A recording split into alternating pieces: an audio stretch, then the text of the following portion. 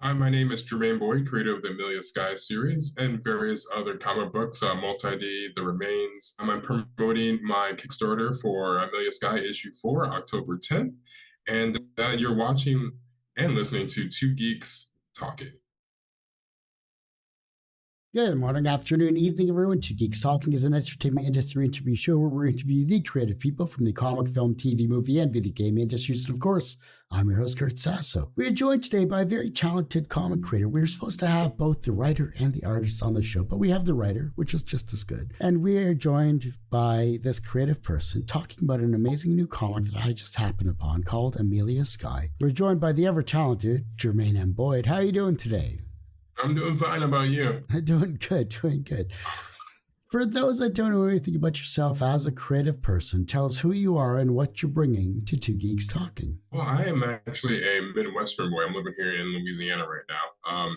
I went to school at Columbia for film and television, also Academy of Art University. It's in San Francisco. I primarily want to do writing, but my degree is in directing. I want to be able to bring more animation to the table, and that's kind of what my forte is. But comic books is a baseline for me, and I want to be able to create stories in the comic book world as well. So then what is Amelia Sky all about? Amelia Sky is something I created in college a long time ago, unfortunately. It's about a little girl. She's about 12, and she wakes up in the middle of an apocalypse. Well, I guess you would say after the apocalypse, post-apocalypse. She wakes up with no identity of who she is, and she's discovering who she is along the way.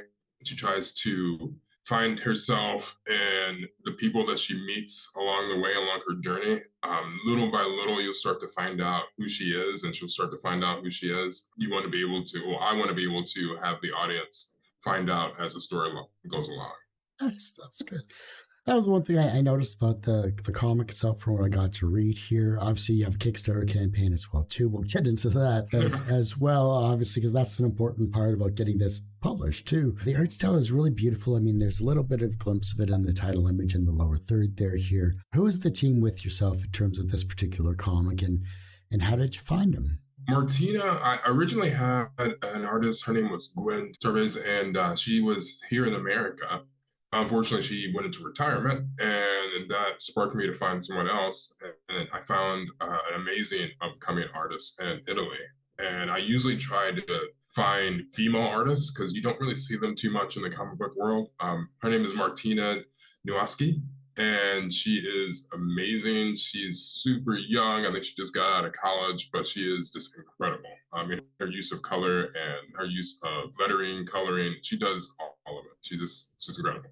Looking at yourself as a writer, and of course, being a writer for comics and a writer for film, there's a lot of similarities when it comes to those two styles. I went back to film myself actually as a producer and all that stuff from an IT field of 20 years. So, trying to go from a logical side of IT to the creative side of film was a rather interesting jaunt as well. But your journey from creating this comic and learning about the stylization of film as being a director and a writer, what is it that you enjoy about being a writer, especially for this series? And with comic books and script writing they're very similar. The elements of comic book writing is that you get to see what you are writing right there on the spot, next to like script writing, which you're just kind of like you're visualizing everything in your head.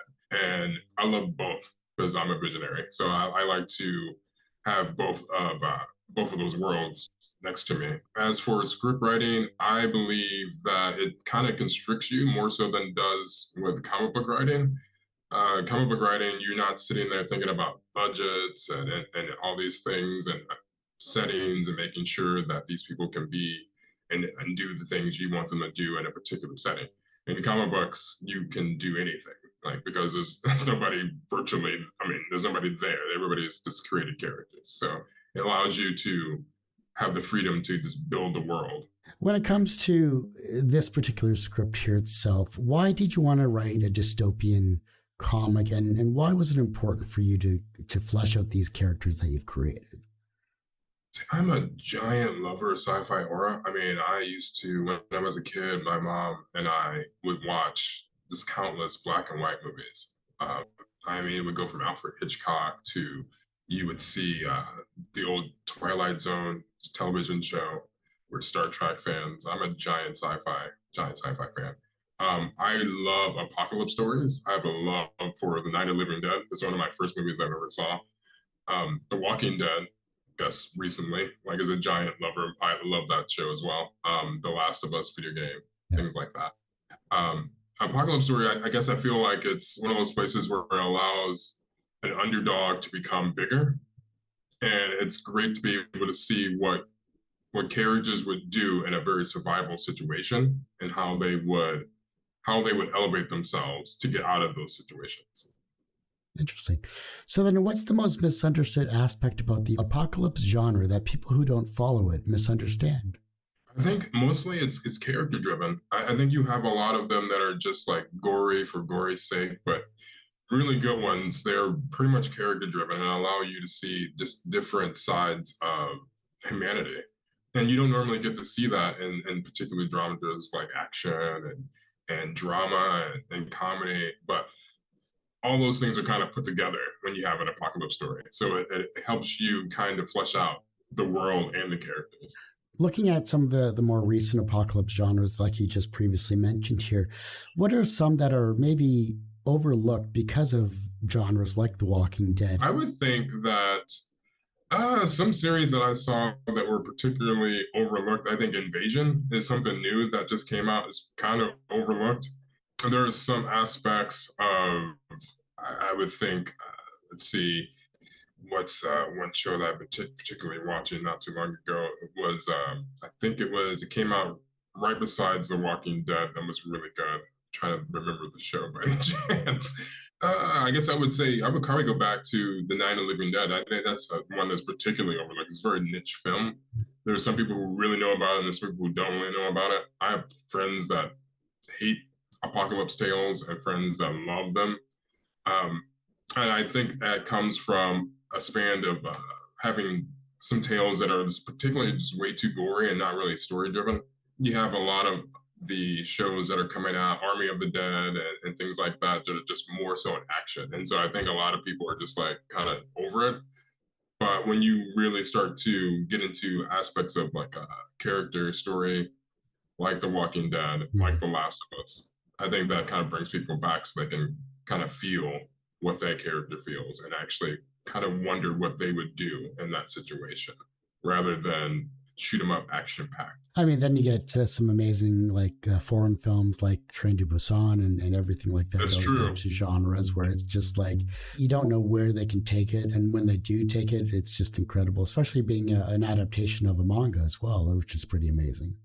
Exactly. I don't know why I forgot about that. Yeah, I just recently saw that within the last 2 months, and I don't know why. It's probably because of streaming services and having to buy all blah blah blah. But I recently got to see it, and wow, that's amazing. They had such a great mixture of action and drama, and they still had the character-driven side of it, but it wasn't as huge as The Walking Dead. It's a movie. It's not able to like stretch out like that, but it had all of it, and it was perfect. And it's amazing to see something foreign coming here and doing so well because they often don't get seen. So you've already been inundated with your love of manga or anime or everything like that, so you already know the foreign market as a whole, and it's just right. one more thing in your media Rolodex to watch.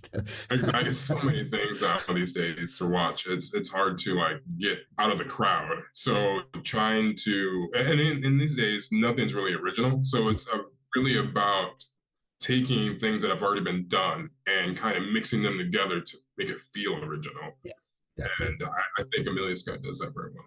Yeah, so let's talk about Amelia Sky here. So you mentioned some of the characters. Is this a one and done series? Are you making this into a trilogy? What is your game plan for Amelia Sky, especially with the campaign currently ongoing? Well, currently I have about probably 8 volumes, so it's a long ongoing series. It's probably going to turn out to be 12 volumes ultimately. That's about 7 to 8 comic books a piece each volume, so it'll be pretty big. It has a twist towards the middle of the storyline to where you can see that it's going to open up into something a lot bigger.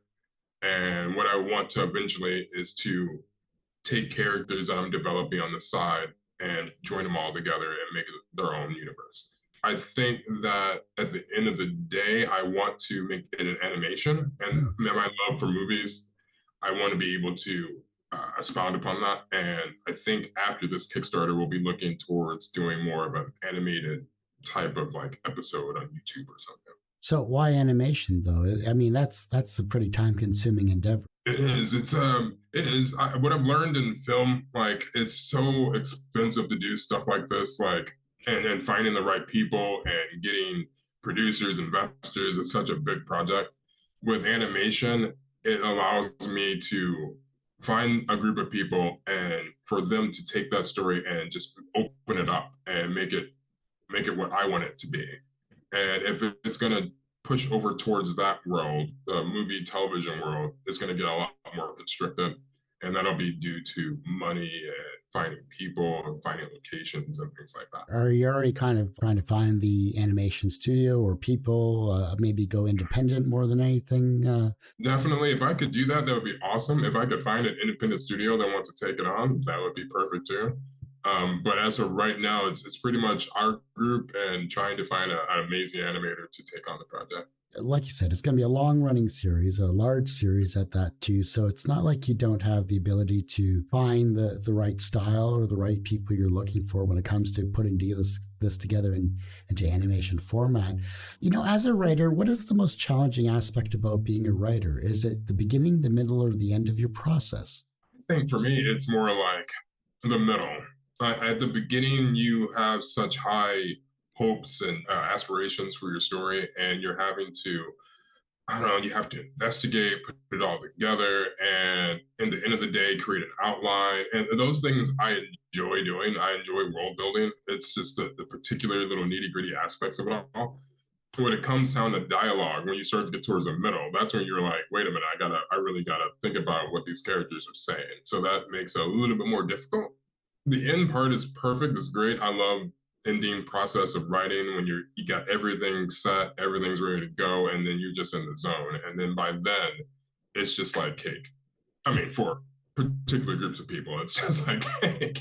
But I think most difficult part of the process is dialogue, making sure that those characters, like, you can feel what they feel, and you can empathize with them. And it's really about, in my opinion, going out, people watching, seeing how everybody interacts with each other, and trying to bring that kind of aspect to a more grounded situation with the comic book. What's a piece of dialogue that you can always go back to that kind of gets your creative juices flowing when it comes to your process? Let's see. There is an issue 1. Amelia is talking to another survivor that she found. Her name is Eleanor, and that's probably one of my favorite characters in the series. And they have such a mom and daughter aspect to them. And I grew up in a very single parent situation, and me and my mom always talk and have these like very interesting dynamic conversations just about life. So I try to bring that over to Amelia and Eleanor.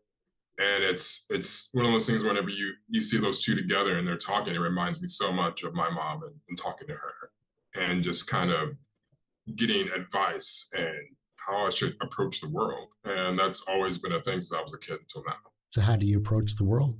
And I often do it in an apocalypse kind of form, because these days it's kind of survivalism, and it's really about trying to survive, and it's all just a game, and you're trying to make sure that you're stable and you're happy, and you don't have certain situations you get into where it stops that stability. But yeah, it's really a game of survival, just life in general. The campaign's currently ongoing here. This is a great series. What tiers do you have, and what perks of the campaign do you have that are currently available that people are going to look forward to supporting? We have this awesome variant cover that we're having with our past artist, Gwen.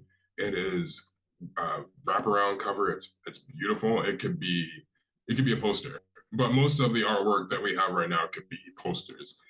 It's going to be this huge 24 by 32. That'll be something that people can get if we reach our goal. Other than that, we have amazing glow-in-the-dark A-shirts with a little emblem on it. We have some metal posters coming out with the actual cover. We also have little enamel pendants that we're going to be putting into the Kickstarter ultimately that will glow little A's. Let's see.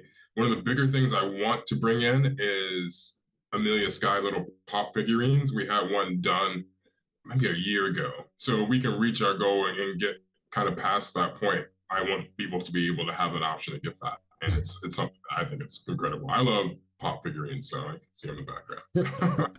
No, I couldn't tell whatsoever. It just oh yeah, that's great. I love it. What is the ultimate goal, or what is the financial goal you're trying to reach here, and what is the stretch level goal for this first level? The first level, we're trying to get $5,000, and that seems like a large amount for one particular issue. But if you've done comic books before, you know how much you have to put into it to be able to get something out of it. So paying your artists, you have to pay them rates. You have to pay them a great rate so they can actually stay on. I mean, there's other aspects to that, but it's mainly in the process of producing the comic, making sure that I'm paying my artist and making sure I'm paying my editor, and that is what the $5,000 is mainly going for. We're trying to get more than that so we can add on more options for the rewards, and then shipping costs. Shipping costs is a main thing here in America. It's awesome, but when you get into like international stuff, that's when shipping costs start to like really escalate. And so we're trying to find a happy medium for people who aren't in the country to be able to get the comic book. Yeah, I'm in Canada, so shipping anything anywhere is just like $50 to ship a couple of books. What? No, that's horrible. Yeah.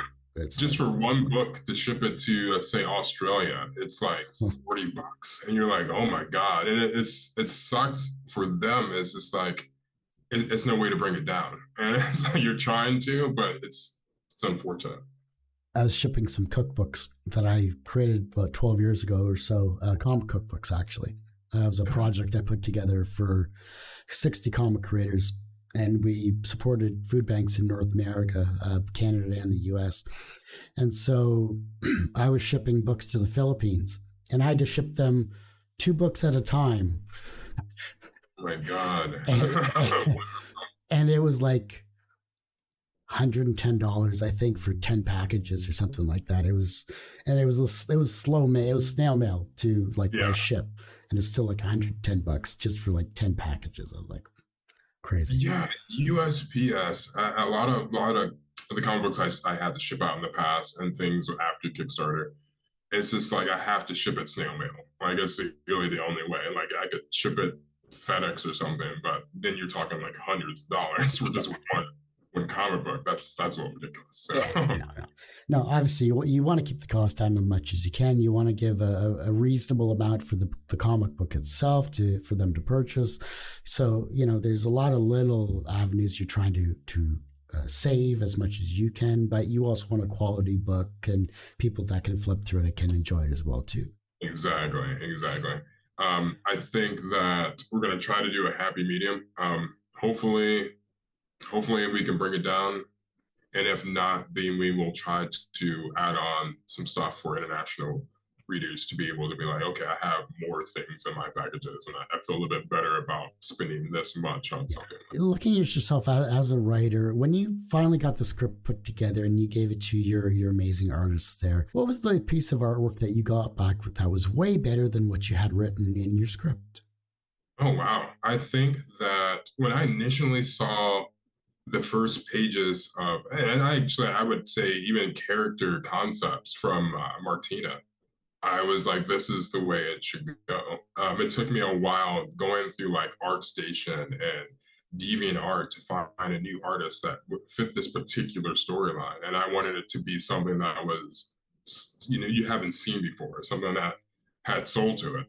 And Martina had this ability to bring you in to make it feel like it was more like a movie than it was a comic book. And Gwen had this aspect too. Gwen had this ability to depict the characters and the situations, the panels, to where it felt like it was like an art piece. And it had a movie cinematic aspect to it as well. And then I switch over to Martina, and she has more of a cinematic aspect to it. All her lines are like crisp and clean, and then it's perfect. But I do like both ways. Both ways are awesome as well. I do like the gringy grittiness of Gwen's work, and I also like the very crisp, clean, like in your face uh, colors and lines that Martina brings to the table. Obviously, you wouldn't stick with an artist unless they're top notch as it is, and I'm glad that you found the amazing artist that you're currently with now. So I love that. That's wonderful to see. Awesome. It's great working. I have been lucky to be able to find artists that I don't really have to like sit there and nitpick. Like I can give them the script and they bring something back and it's exactly what I think it's gonna be. I don't know if they say that it's a lot about writing, but I think it's a lot about vision. So if we're both clicking and we both have a sense of what the storyline is going to be, then we can come to the table and always usually agree upon everything. Collaborations are always a wonderful experience to have, especially when it comes to this creative process. And sometimes when it comes to the a writer artist combo or duo, when it comes to something like this, communication obviously is a key factor in that respect. What flexibility did you both have when it came to working together and putting together this comic? Oh wow, I typically give a lot of flexibility. I don't like to constrict anyone because I don't like to be constricted. So if they come back to Martina comes back to me with a particular panel, a particular page that isn't quite what the scripts says or reads out, and she adds on something to where it shows her more of her visual aspect of it, I'm totally fine with that because I trust her 100%. 100% of the time, she's right. So I allow for them to have full creative tools and use of everything they want to do to be able to produce my stories. Everyone usually asks, what's the wisest piece of advice or what's the most BS piece of advice that you've ever received? But what is the second wisest piece of advice that you've received that has stuck with you in your career? I think that would have to be, it would have to be one of my college professors, instructors at Columbia told me at the beginning that I have to learn to be able to bring a person in within the first like 3 sentences. And I think that's such a sound piece of advice because if you don't do that instant in this day and age, we live in kind of an ADHD age. So many different medias to look at. And if you're not captured within the first like 15 minutes, you've kind of lost completely your audience. They don't care anymore. I say that because there's so many other things to watch. So if you can capture them in 15 minutes, then they're yours. I mean, given that you have a story that is great down the line, but if you can capture them in 15 minutes, then you got them. And that's one piece of advice that I've always stuck with is to make sure that at the very beginning of my stories, there's something that captures you and it brings you in and keeps your attention. So, what's the opening line of your comic then? The opening line of my comic is Amelia waking up in an abandoned, well, the first issue, Amelia waking up in an abandoned hotel in New York City, and everything around her is pretty much decaying or falling apart. And she has no idea where she is, and she's trying to get herself out of that situation. And that's the very beginning of the storyline. And I feel that captures the entirety of the story. Like she has no idea what's going on, and she's trying to understand in her head who she is and how she's going to go about the situation of staying alive. What was an early experience where you learned that language had power? Early experience. I think that had to be when I was in high school. I dabbled a little bit and we had an assignment, I think everybody does in high school, where we had to make a poem.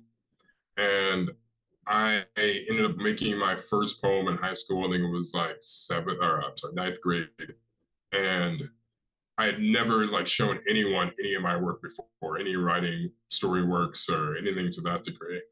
And I had to stand up in class and read my poem out to my classmates and my teacher, and they were all visually stunned that I could write that because I'm usually a silent introverted person. And way back then I was that. Now it's a little different and older, but they were all just kind of flabbergasted and stunned. And at the end of it, my teacher was like, "That's probably one of the best works I've read in poetry in a long time. And I knew at that point that writing was something that had the power to change the world, really. I mean, you can write one piece of inspirational dialogue that could change anybody's outlook to become a doctor or go and become a scientist. Books have the power to change everything. I spent so much time in the local library. I thought I was going to be a librarian when I grew up. I ended up going into IT, but that's beside the point. Oh, I mean, that's cool too. When you get voted most likely to hack the government, even though you know you're Canadian, it's doesn't quite turn out that way. No. High school aspirations that weren't mine; they were someone else's. Anyhow, what was the first thing that you created in terms of your writing that made you think, yes, I could do this professionally? First, I spoke about this with my best friend, who's also a part of the team here as well. It was a horror movie because I loved horror so much growing up. And that was in junior high. I wrote this giant full length feature, and it was kind of like very Scream, I Knew What You Did Last Summer.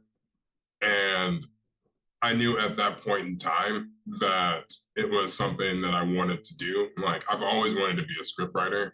I wanted to be a scriptwriter since I was probably 5.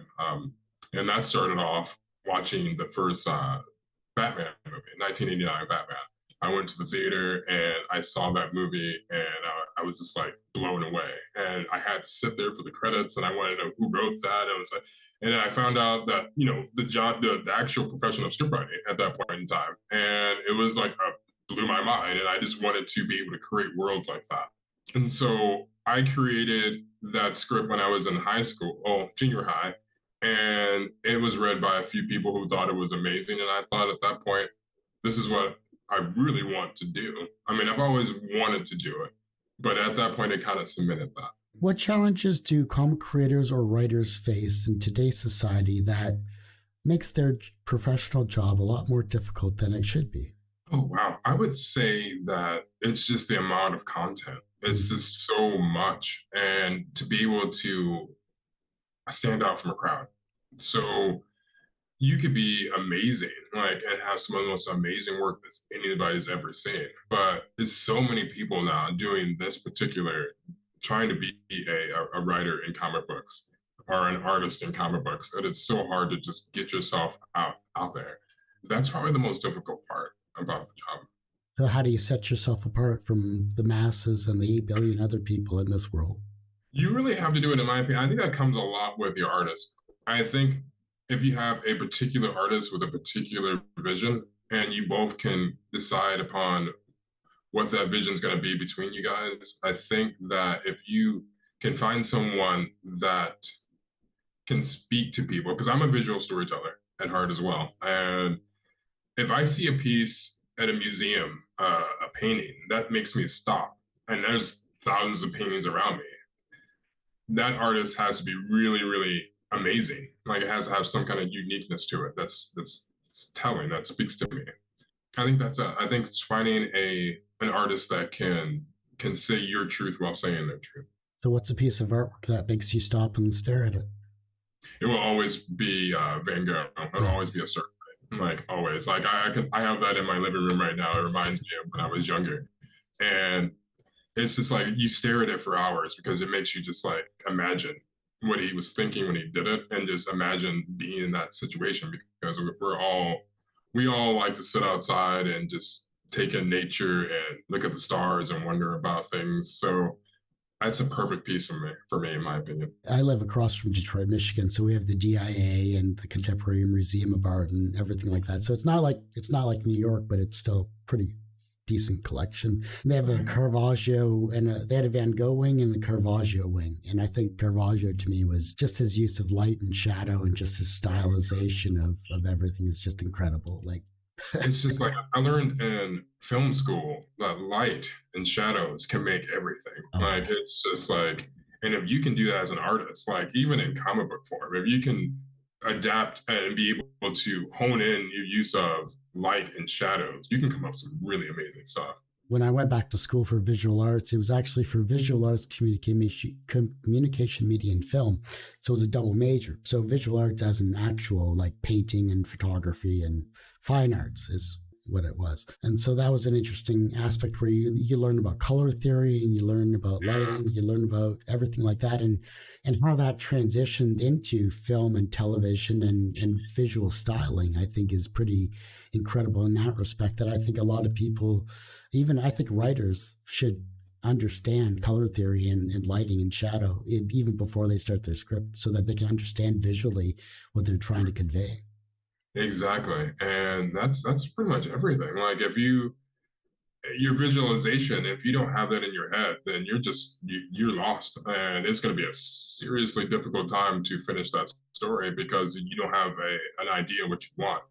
But if you go into it with what you're saying, color theory and some of the basic things that you learn in art school, it gives you more of a key to be able to make that story awesome and give you a way to be comfortable and get in the zone of writing it. And that's really what it's all about. If you can't get in the zone, it's going to be super difficult. Or just watch every single Bob Ross YouTube Yeah, painting show that he ever did, and you'll understand it a lot better as well, I'm sure. that's very much. Oh yeah, I'll sit and watch Bob Ross every. I'm actually doing a side painting for myself, and I had to sit there and watch what he was doing to be able to kind of duplicate that in the painting that I was doing. And I like to work with like oil paints, Yeah. and I do a lot of like sci-fi, like astral painting. So I'll paint like galaxies and stuff like that. It's freeing though. It really is. If you've ever, when we were kids, we used to pick up a paintbrush or do whatever and draw and be creative, and then all of a sudden, life decides to say, "Hey, you shouldn't be doing this stuff creatively," and I think you lose a part of yourself. But it's good that you can find it back again when you come later in life, especially when it comes to painting or photography or whatever. Yeah, exactly. If you don't, I would that would be my piece of advice for any writer or creator is to go and take up poetry, take up painting, and all these things. These things can help you in your work and in everyday life as well. But if you can do those things, it helps you, gives you more of an ease to be able to work in writing and become more a visual storyteller because you kind of you're opening up your imagination. Because you have a long running series, and I think you said like 8 to 12 issues, something like that, previously, a little earlier in the campaign. Yeah, I think comics, the how they structured, I think a volume is like seven issues. So 2 volumes is like 12 issues altogether. I mean, it's half of what you're doing in the first volume. So to go back and think about it, it's probably going to be around 12 to 14 volumes. It may go a little bit longer than that. I haven't come to the very end game of everything right now. I'm still, I guess, developing the little intricacies of the storyline and how everybody's going to go. But yeah, it's going to be a very ongoing long series. Just means you have to come back a few more times throughout the years and keep promoting it. There you go. Definitely. Bring your artist back on as well too, and we'll have a great conversation about art and stylization of comics in today's world. I would love to get her on. Her take on this is going to be quite interesting. So yeah. Wonderful. Is there a comic that made you feel the way you hoped readers of your work would feel after reading it? I am again a giant lover of The Walking Dead.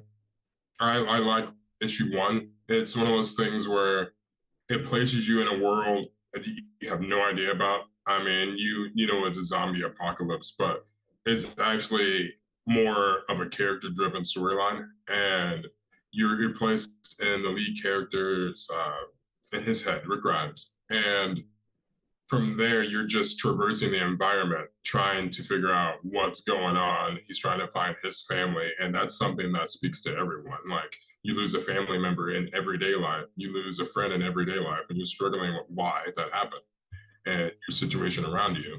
And I think that captured that so amazingly in the first issue, and it kept expounding upon that throughout the series. But I tried to bring that to Amelia Sky, the first issue. Everyone has one person that inspired them on their path to where they are today. Who is that for you? One person that inspired me along my path.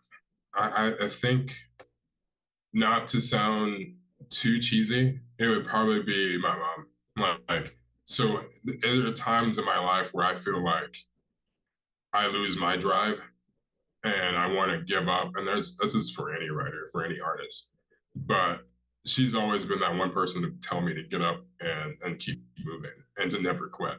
And so I've always had that stuck in my head. That's been something that's been a mantra since I was a child that she's always taught me. And that's one thing I'll never stop doing is giving up.